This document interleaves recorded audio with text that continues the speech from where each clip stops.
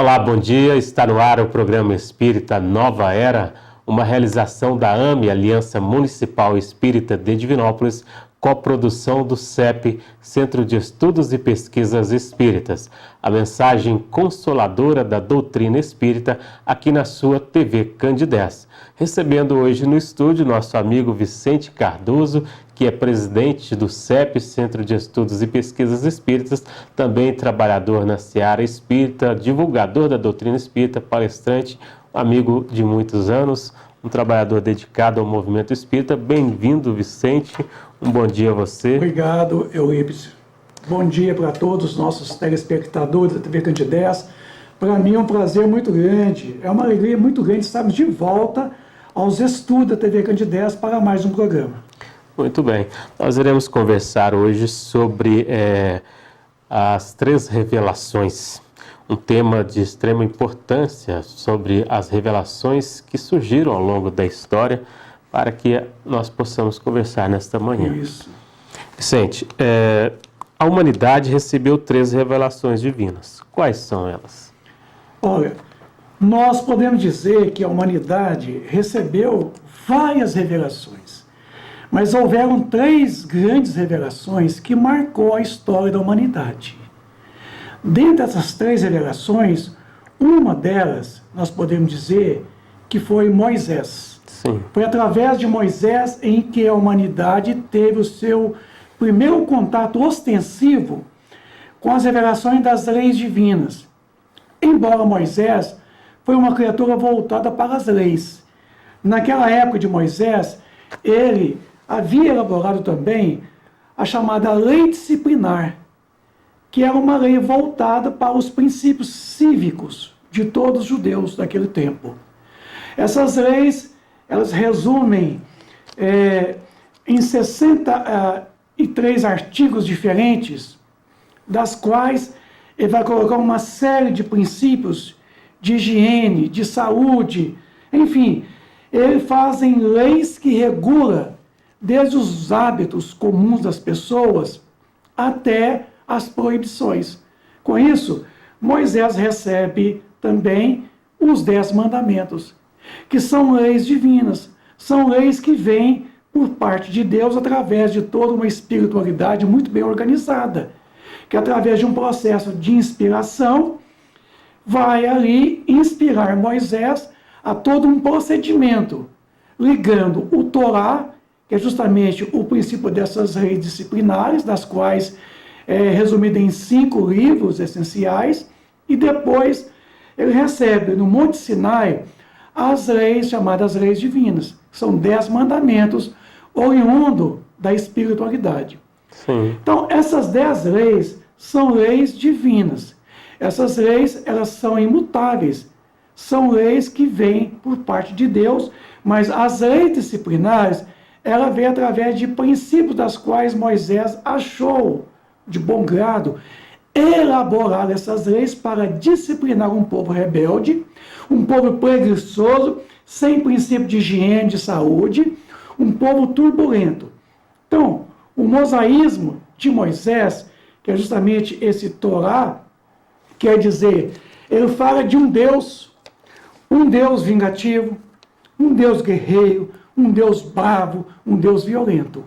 Com isso, nós passamos a perceber que, embora Moisés já aceitava o monoteísmo, que é a crença em um só Deus, sim, mas não é um Deus boníssimo, misericordioso, justo e bom, mas era um Deus que realmente precisava ser colocado por todo aquele povo turbulento para levar o povo o princípio do temor, conduzir o povo pelo temor, quer dizer, pelo medo, porque ele achava que somente naquele momento ali, o medo era capaz de poder fazer com que as pessoas pudessem seguir os preceitos legais.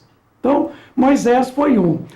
Passado 1.300 anos aproximadamente, surge Jesus. Jesus é o nosso guia, é o nosso modelo de perfeição. Então, Jesus chega dizendo, não vim destruir a lei e nem os profetas. Ele quer dizer, eu não vim destruir as leis divinas, os 10 mandamentos que Moisés havia recebido no Monte Sinai. Mas ele havia contextualizar as leis disciplinares. Ele havia realmente demonstrar que as leis disciplinares deveriam ser reformuladas. Porque as leis disciplinares de Moisés eram leis baseadas no princípio da lei de Talião. Talião vem de Tales, quer dizer, lei da ação. Sim. Lei de capaz de poder fazer. Essas leis, então, eram muito rude, porque baseavam no princípio da justiça, que mandava que você fizesse com o outro da mesma forma que ele fez com você, usando o princípio de quê? Da justiça, mas cometendo a injustiça.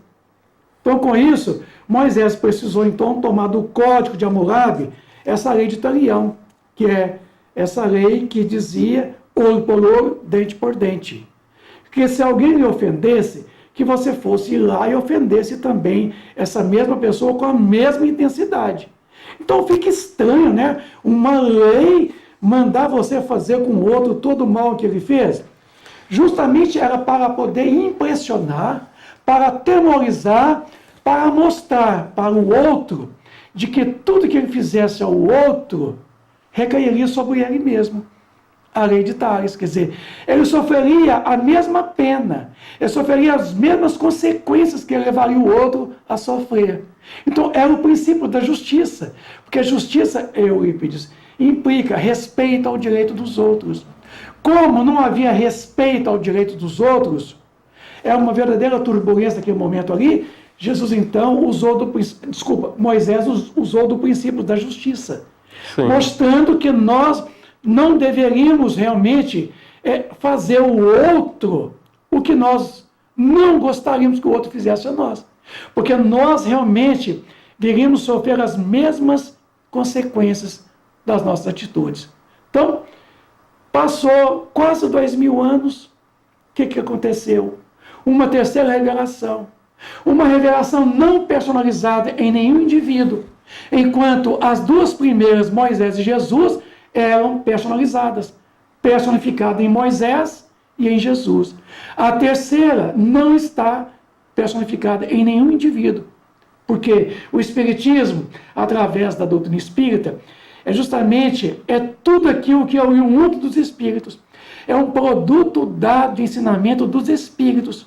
Então a palavra espiritismo quer dizer, o ismo do espiritismo quer dizer oriundo dos espíritos. Assim como o budismo quer dizer oriundo de Buda. Assim como o cristianismo quer dizer oriundo do Cristo. Sim. Então Jesus chega já dizendo que Deus não era vingativo, não era bravo. Ele chamou Deus de Pai.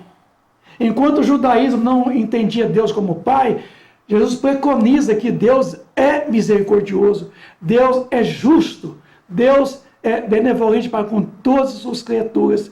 Então, Deus é amor. Então Moisés mostra Deus de uma forma muito vingativa. Mas Jesus, realçando e dizendo que não viria destruir todas as leis e nem os profetas, ele dá essa confirmação de que Deus é boníssimo. E de que Deus, como sendo Pai, ele é misericordioso com todas as nossas imperfeições. Então não precisava usar do princípio da justiça. Então Jesus usou do princípio do amor. A doutrina espírita, o princípio que? Da verdade. Porque os espíritos vêm cumprir a promessa de Jesus. Quando Jesus, no Evangelho de João, capítulo 14, no versículo 15, coloca: se me amais, guardai meus mandamentos. Eu rogarei ao meu Pai, ele vos enviará um outro Consolador, a fim de que fique convosco eternamente, o Espírito de verdade, que o mundo não poderia receber naquele tempo, porque não o conhecia, não o via, mas ele disse: vós conhecê-lo-eis, porque permanecerá convosco eternamente. Então, com isso, Jesus vem, através de João, dizer do seu segundo advento. O Espiritismo, através da doutrina espírita, século XIX, a doutrina espírita chega a mesma coisa.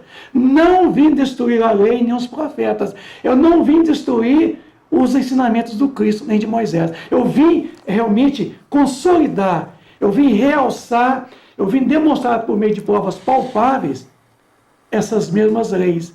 Essas mesmas leis que regulam os astros, são as mesmas leis que regulam o comportamento dos espíritos. Então, o Espiritismo, através de uma doutrina, no século XIX, vem como sendo a terceira das grandes revelações. São 3 grandes revelações. Houve muitas outras, mas essas 3 são muito ostensivas na história da humanidade. O Espiritismo, então, você colocando ele como a terceira revelação, ele tem alguma referência por parte de Jesus? Sim, é como eu acabei de mencionar. Essa parte de Jesus quer dizer, eu não posso lhe dizer tudo por enquanto. Sim. Porque não tem ouvidos para ouvir, não tem olhos para ver. Então, ele promete, então, através do Consolador, que viria mais tarde restabelecer todas as coisas, reviver todos os preceitos dos seus ensinamentos, mas complementar, completar com aquilo que viria mais tarde, através dos Espíritos. Porque a doutrina espírita, revivendo todo o cristianismo de Jesus, não está personificada em nenhum indivíduo. Por exemplo, é muito comum as pessoas falar kardecismo, kardecista. Não existe isso. Isso é uma corruptela por parte de pessoas que não conhecem, que desconhecem realmente. Porque o Espiritismo, conforme está lá na conclusão de número 6 do Livro dos Espíritos, ele é tão antigo quanto o mundo. Ele está presente em todas as religiões, mas ele não é um produto dado de ensinamento de um homem, mas é um produto dado de ensinamento dos Espíritos. No plural, são muitos os Espíritos que vêm através da psicografia de muitos médios em lugares diferentes preconizar o cristianismo de Jesus. Sim. Através de revelações comprobatórias, com provas científicas, com provas filosóficas e com consequências morais. Por isso que o Espiritismo, ele vem então consolidar aquilo que Moisés iniciou. Moisés então iniciou as grandes revelações, Jesus deu continuidade. E a doutrina espírita vem então consolidar. Ela vem realmente demonstrar por provas irrecusáveis a existência, a natureza do mundo espiritual e as relações dos espíritos para conosco, através dos fenômenos incontestáveis. E através desses mesmos fenômenos que veio todo o ensinamento revivendo o cristianismo do Cristo.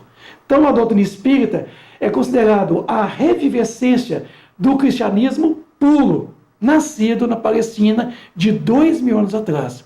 Então, veja bem que para nós hoje são 3 grandes revelações. Então, por isso, a gente percebe que quando Jesus promete o Paráclito, quer dizer, ele promete o Consolador, que viria mais tarde, quando realmente a humanidade estivesse maturidade para receber com base científica. Porque aos tempos de Jesus, ele disse, ouçam os que têm ouvidos de ouvir, vejam os que têm olhos de ver. Como nós não tínhamos ainda essa percepção, porque a ciência ela estava engatinhando ainda. Os homens não tinham desenvolvimento intelectual, Eurípides, suficiente para poder entender com base científica. Aquilo que a doutrina espírita é ciência, filosofia e religião. Religião no seu sentido de religare, de tratar das consequências morais que decorrem das relações dos espíritos para conosco, que constitui a filosofia. E a religião, que é justamente a revivescência, é o restabelecimento de todo o ensino de Jesus, que é o evangelho dele.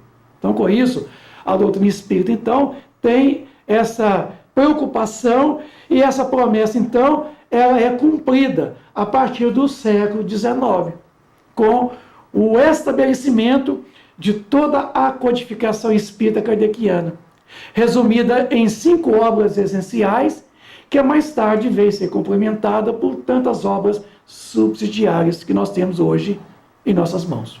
Muito bem.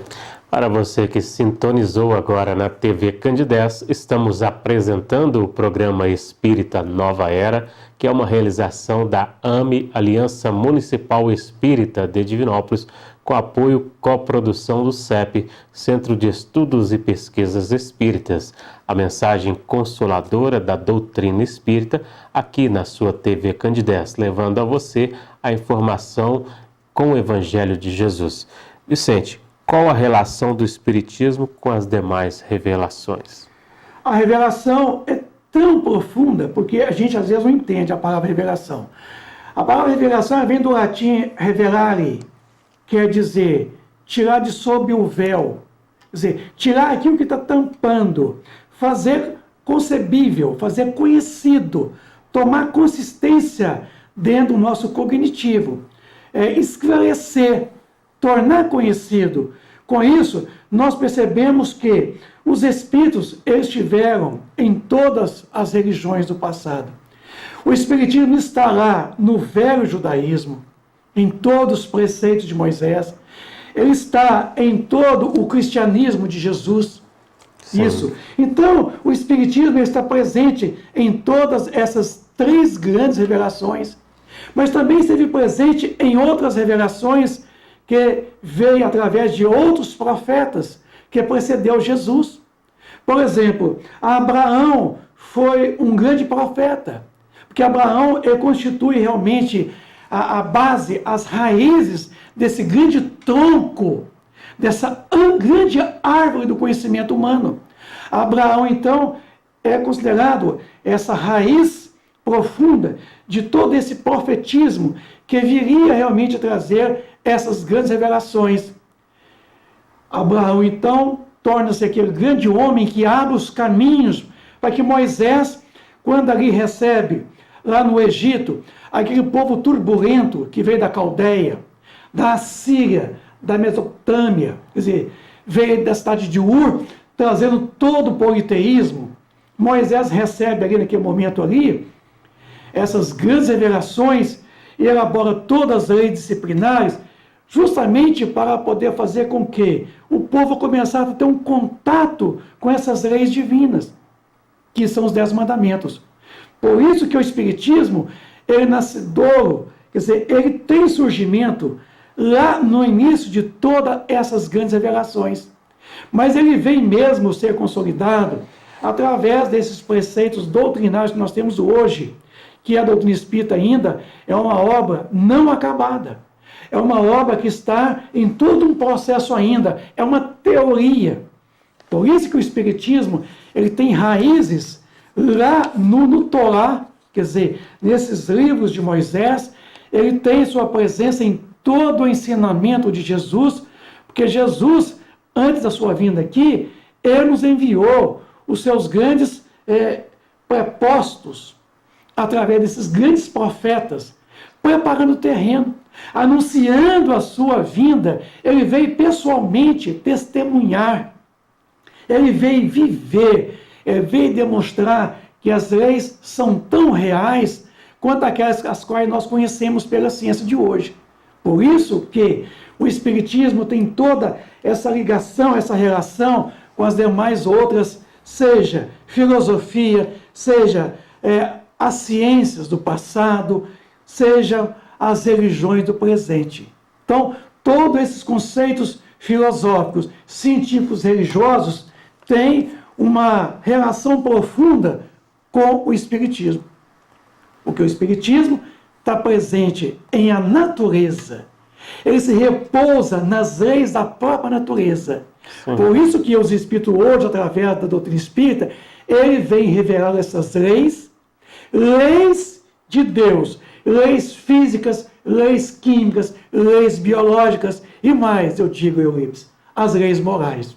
Sim. As leis morais que regulam o comportamento dos espíritos. Por isso que há essa grande revelação, há esse grande papel quando ele prometeu um Consolador, que viria em tempos modernos demonstrar para nós, por provas irrecusáveis, a natureza, Euripides, do mundo espiritual, a origem dos espíritos, a nossa destinação, e veio é confortar, vem demonstrar por meio de provas irrecusáveis que a morte não existe, de que a morte é um fenômeno puramente biológico. Ele vem dizer para a mãe sofredora que perdeu seu filho em tenridade, dizer para ela que teu filho está tão vivo quanto antes, porque a separação foi somente física, porque ele não morreu, a morte não existe.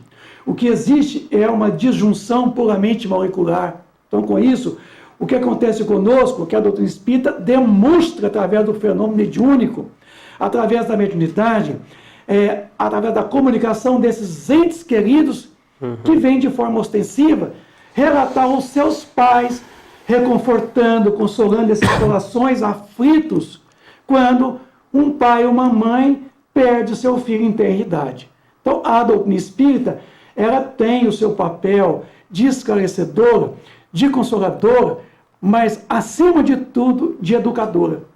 Porque, assim como todo o trabalho de Moisés não é uma proposta pedagógica, porque ele partiu do princípio do temor, do não pode, não pode, não pode, isso não pode, aquilo. A doutrina espírita, ela não se fundamenta em cima do não pode. A doutrina espírita, ela não fala no não, ela só fala de como deve ser feito. Hora nenhuma ela tem a palavra não, em lugar nenhum da doutrina espírita. Ela mostra a nós como fazer corretamente, como vivenciar em harmonia com as leis divinas. Por isso que a doutrina espírita é uma proposta pedagógica. Ela é uma pedagogia do ser humano. Ela é educadora. Porque ela nos leva à educação através de quê? Dos ensinos de todas essas grandes revelações do passado. Muito bom. Nesse contexto, então, você colocando a revelação que se personificou em Moisés, a primeira, a segunda em Jesus. A terceira seria, então, em Allan Kardec? Não, absolutamente que não. Allan Kardec foi um homem que tomou das comunicações esparsas, vindo através de variados médios em lugares diferentes da França, até mesmo em outros países, e ajuntou isso num contexto, criou-se uma metodologia, ele criou um processo metódico de organização de todos esses ensinos que veio através dos espíritos, através de variados médios. Ele elaborou o chamado codificação. Ele tomou, então, dessa codificação espírita, o método organizado, chamado pedagógico. Então, o papel de Allan Kardec não foi de fundador e nem de criador da doutrina espírita, foi de um codificador, de um organizador pedagógico de todos os ensinos dos espíritos. Por isso que a doutrina espírita não está personificada em Allan Kardec. Por isso que a palavra espiritismo quer dizer oriundo dos espíritos. Se fosse em Allan Kardec, seria kardecismo. Como não existe o kardecismo e nem kardecista, e kardecista pressupõe seguidor de Kardec. Eu não estou seguindo Kardec. Eu sigo a doutrina espírita. Eu sigo Jesus. Para mim, modelo é Jesus. Guia é modelo. Allan Kardec não é modelo. Allan Kardec não é guia. Allan Kardec é um pedagogo, um homem conhecedor de princípios filosóficos, científicos, e que tomou todas essas comunicações, Eurípides, e organizou ela metodicamente e publicou através da primeira edição de O Livro dos Espíritos, no dia 18 de abril de 1857. Foi aquele momento em que surgiu-se a terceira das grandes revelações que o homem recebe na Terra. Por isso que nós devemos realmente trabalhar essa ideia, meu amigo telespectador do TV Candidez. Não existe espiritismo kardecista, não existe espiritismo de mesa, não existe kardecista, existe espírita. Existe espiritismo através da doutrina espírita. Então, todo praticante da doutrina espírita, necessariamente, ele é espírita. E, necessariamente, ele é um espiritualista. Mas nem todo espiritualista é espírita. Por isso que a doutrina espírita, ela não está personificada no indivíduo. É o produto dado de ensinamento dos espíritos, que são as vozes dos céus, que vêm através das comunicações espirituais, revelando e revivendo os preceitos de Jesus de 2000 anos atrás. Muito bem, Vicente. Bom, muito bem, nós agradecemos imensamente ao Vicente pela participação aqui em nosso programa Espírita Nova Era, que vai ao ar todo sábado às 9h30. Vicente, nosso muito obrigado pela sua presença aqui hoje, pela participação, que Jesus continue a abençoá-lo e que você se fortaleça cada vez mais na divulgação e levando também a mensagem do Evangelho de Jesus. Obrigado. Bom, o programa Espírita Nova Era, como disse, é uma realização da AME, Aliança Municipal Espírita de Divinópolis, com a coprodução do CEP, que é o Centro de Estudos e Pesquisas Espíritas também de Divinópolis, ao ar todo sábado às 9h30 pela TV Candidez, com reprise toda terça-feira às 7h da manhã. A mensagem consoladora da doutrina espírita na sua TV. Um bom dia, um grande abraço, até o próximo programa.